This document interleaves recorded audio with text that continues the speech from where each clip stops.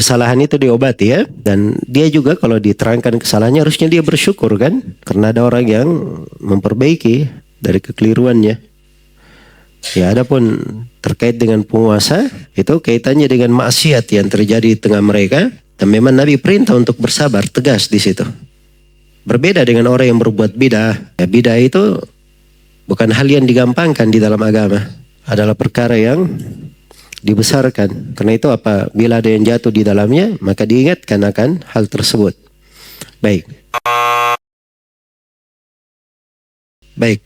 kita akan membaca bab yang ke-8 dari kitab Fadlul Islam ini. Berkata penulis rahimahullahu ta'ala, halaman 38 dari buku panduan. Babu maja'a annal bid'ata asyaddu minal kabair. Bab apa yang datang menjelaskan bahwa bid'ah lebih dahsyat dari dosa besar. Iya.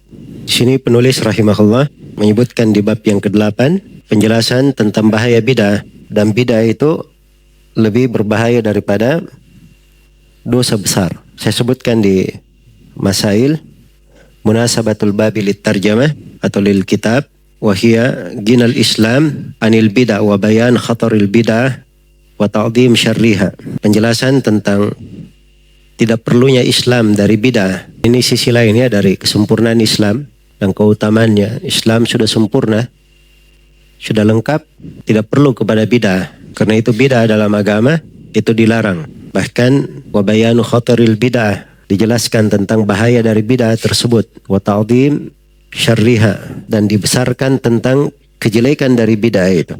Kejelekan dari bid'ah tersebut. Ya, penulis akan membawakan dalil yang menerangkan bahwa bid'ah itu lebih berbahaya daripada dosa besar. Apa yang diterangkan oleh penulis di sini bukanlah hal yang aneh, bukan perkara yang asing di dalam beragama. Bahkan Syekhul Islam Ibnu Taimiyah rahimahullahu ta'ala menyebutkan bahwa bid'ah itu lebih berbahaya daripada maksiat yang memperturutkan syahwat berdasarkan dalil dari sunnah dan ijma'. Berdasarkan dalil dari sunnah, itu dari sunnah Nabi SAW, dari hadits Rasulullah, dan ijma', kesepakatan para ulama.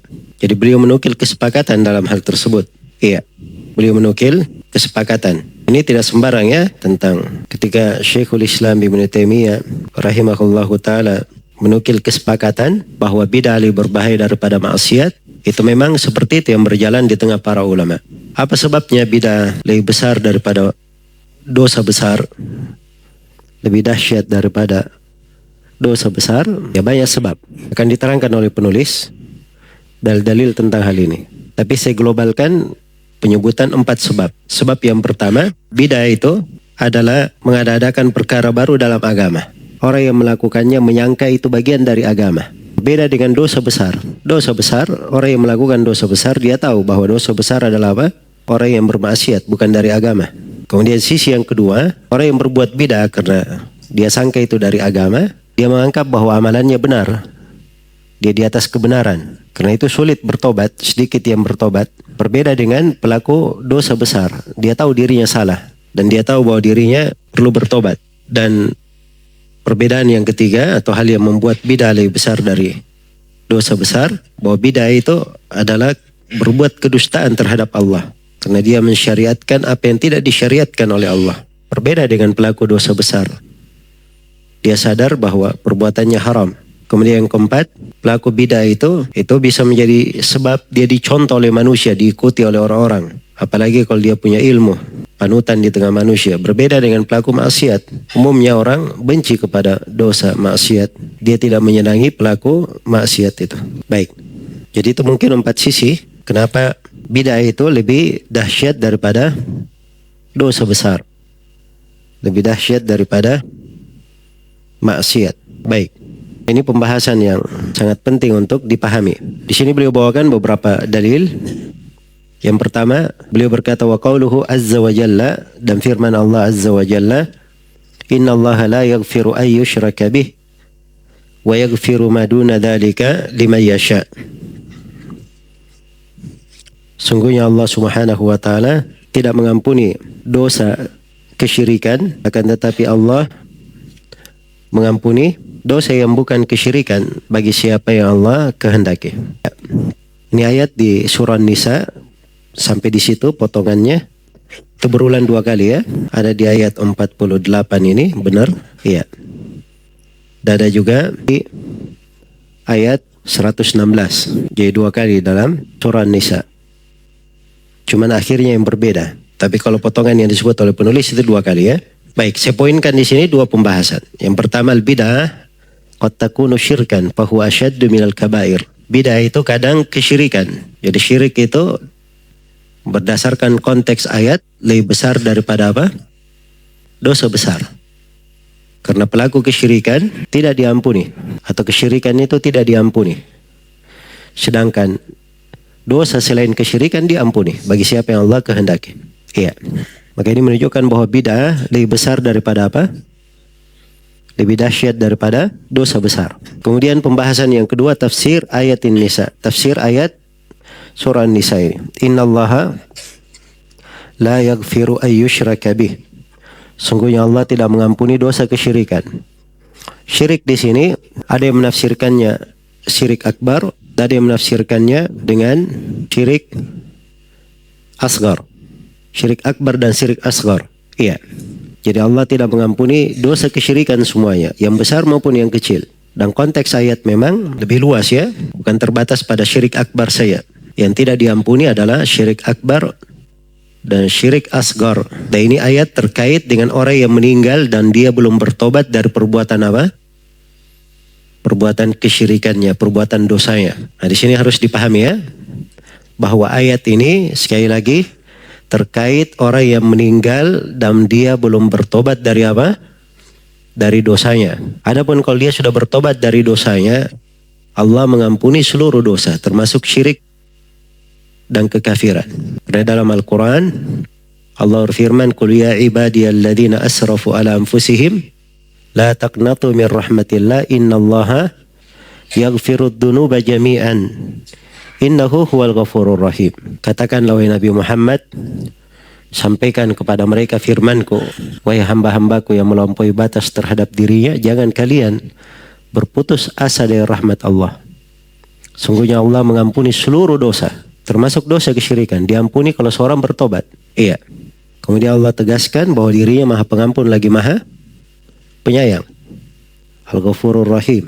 Jadi dibedakan 2 pembahasan. Orang yang bertobat dari dosa diampuni seluruh dosanya. Apa saja dosa yang dikerjakan, syirik maupun selain syirik, sepanjang dia bertobat, tobatnya benar, dosanya diampuni.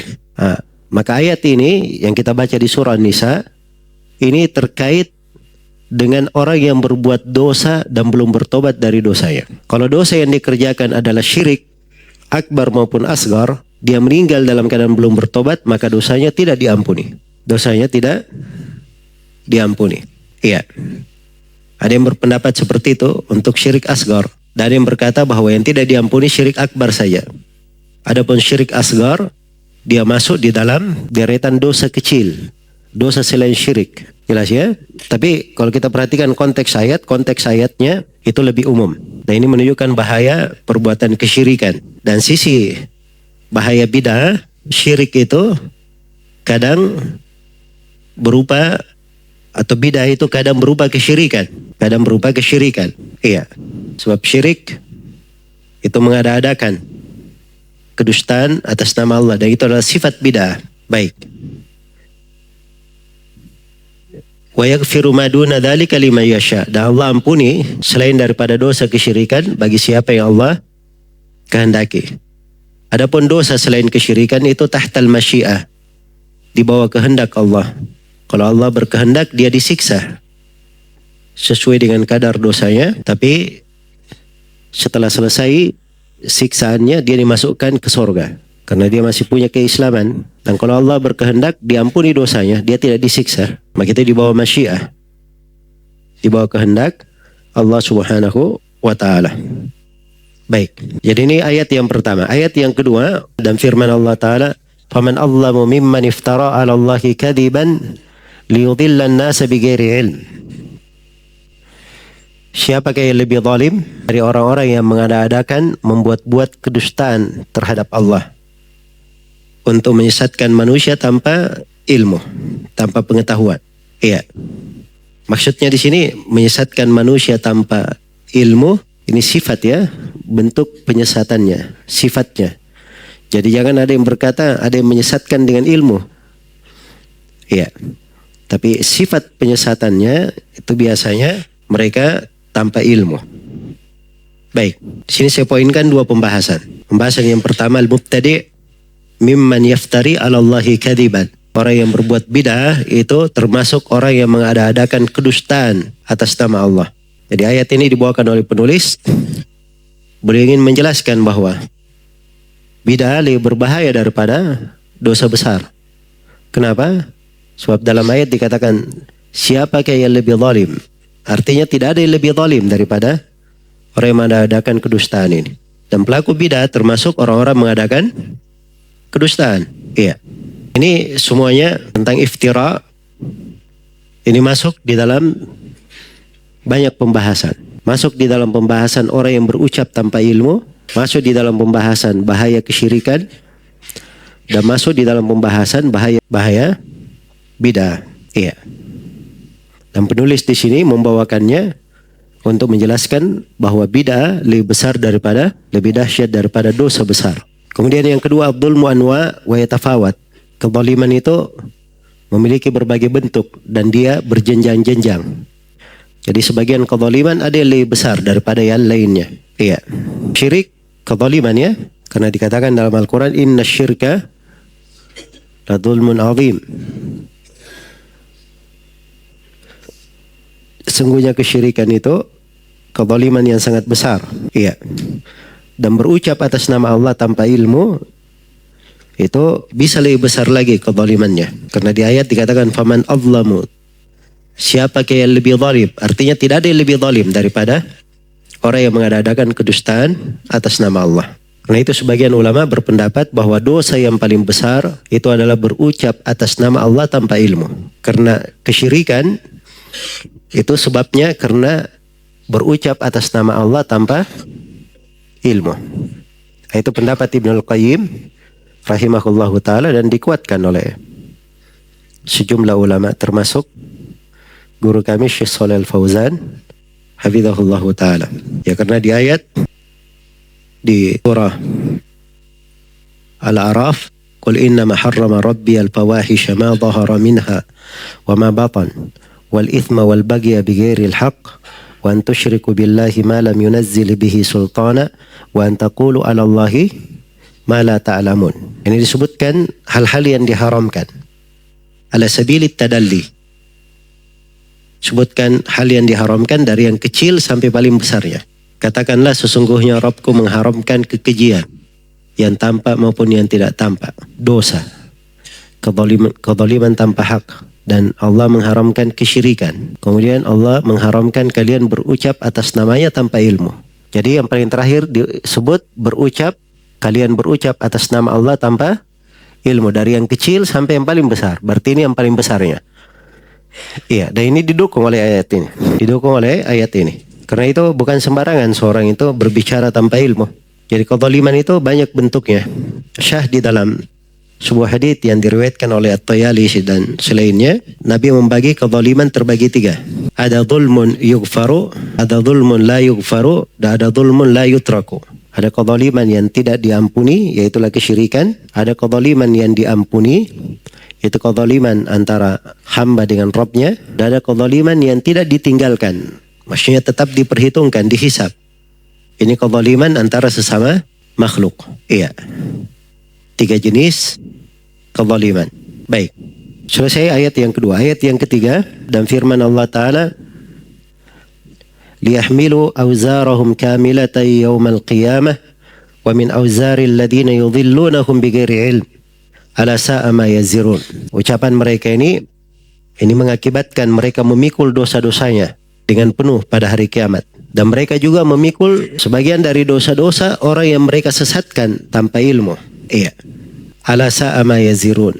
Ingatlah betapa buruk dosa yang mereka pikul itu. Ini penjelasan bahaya bid'ah dari sisi lain. Saya sudah terangkan tadi ya bahwa pelaku bid'ah itu, dia ketika berbuat bid'ah, dia anggap dirinya benar di atas al-haq. Karena itu kadang diajak manusia mengikuti dirinya. Dan manusia juga kadang tertipu dengan orang yang seperti ini. Akhirnya dia ikuti. Ya. Maka ini dia memberi contoh yang jelek untuk manusia. Karena dia memberi contoh yang jelek untuk manusia, maka dia juga memikul dosa orang yang dia sesatkan. Memikul dosa orang yang dia sesatkan. Baik.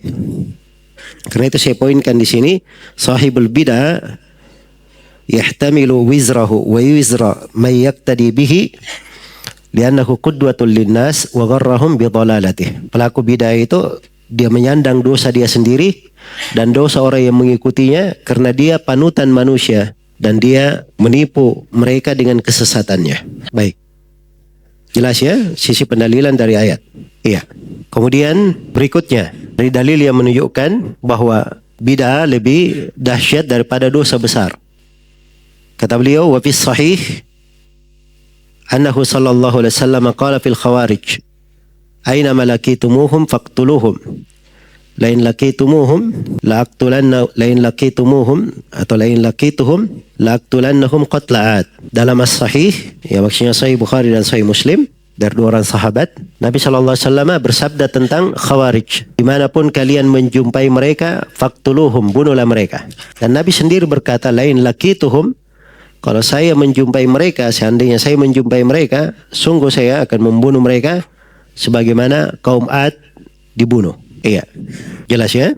Ini pernyataan tegas bahwa Nabi akan membunuh kaum Khawarij kalau menjumpai mereka nanti. Ini perumpamaan dari Nabi bagaimana tersesatnya kaum Khawarij ini. Ya, dan tentunya itu tidak terjadi ya, karena Allah Subhanahu wa taala telah menghidupkan nabinya untuk menyempurnakan agama ini, menyampaikan syariat dan menjaga agama ini dari segala bid'ah. Tapi subhanallah, dari kesempurnaan agama, bid'ah belum terjadi, tapi Nabi sudah memperingatkan bahaya dari apa? Bahaya dari bid'ah. Ada sebagian bibit bid'ah terjadi di masa Nabi, tapi diingatkan oleh Nabi akan bahayanya. Seperti kisah Dzul Khuwaisirah, dan seperti nanti kisah 3 orang sahabat yang datang bertanya tentang ibadah Nabi.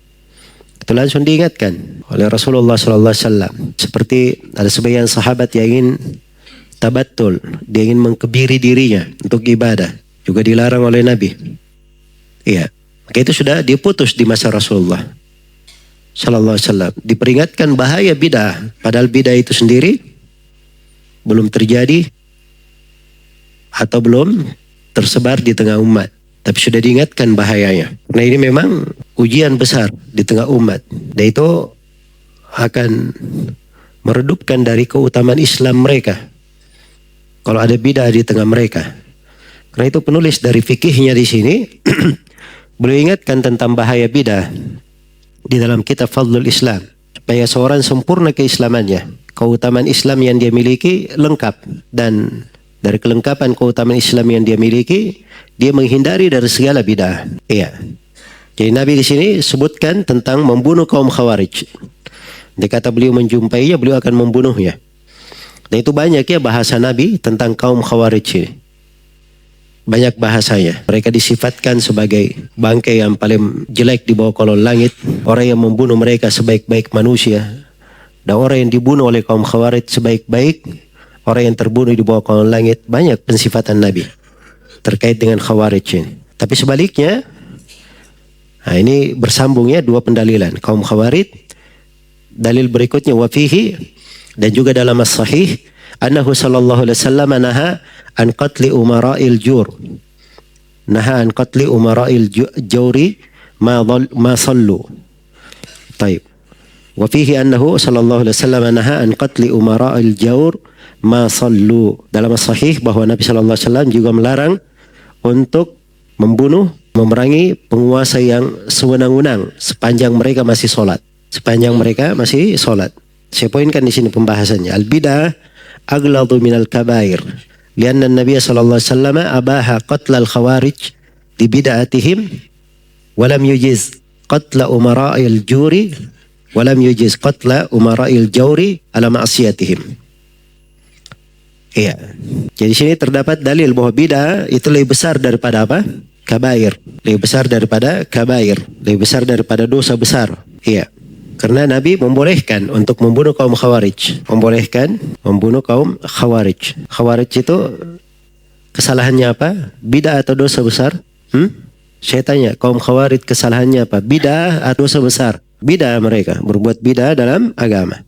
Nah, sekarang kaum Khawarij dibolehkan oleh Nabi untuk dibunuhi. Tapi penguasa yang zalim, kesalahannya apa penguasa yang zalim? Bid'ah atau dosa besar? Dosa besar, kezaliman.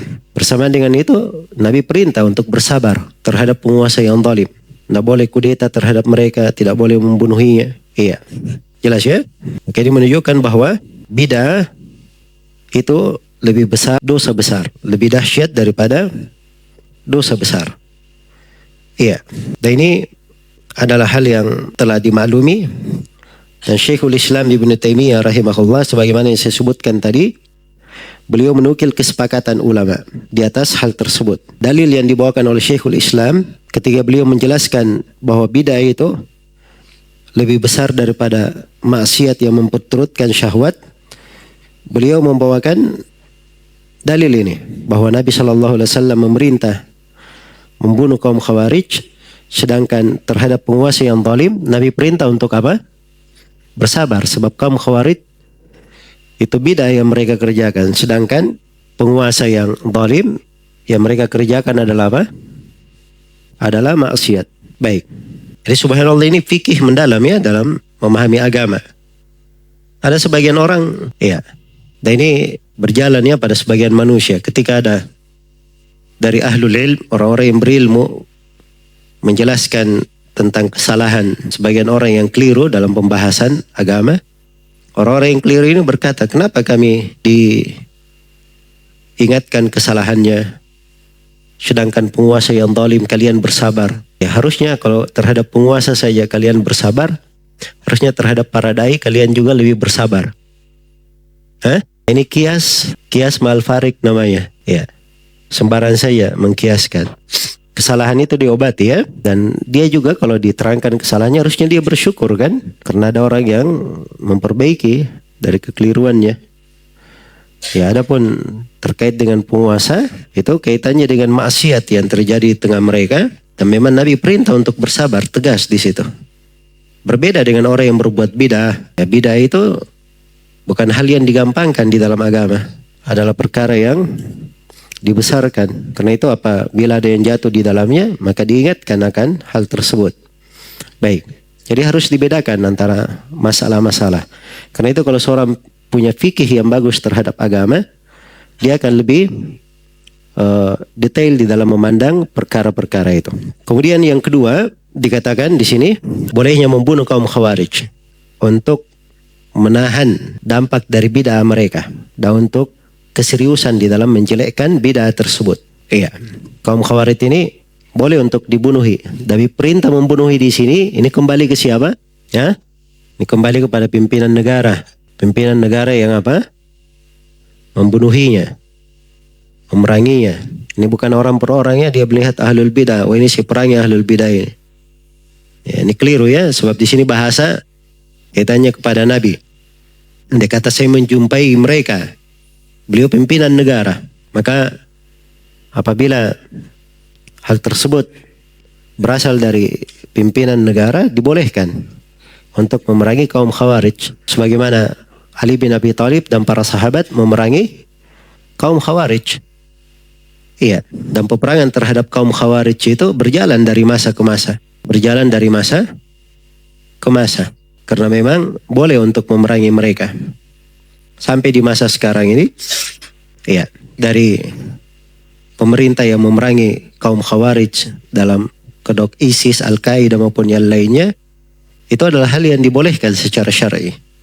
Sebab memang Nabi SAW memberikan izin untuk hal tersebut, karena besarnya bahaya mereka dan rusaknya bid'ah mereka.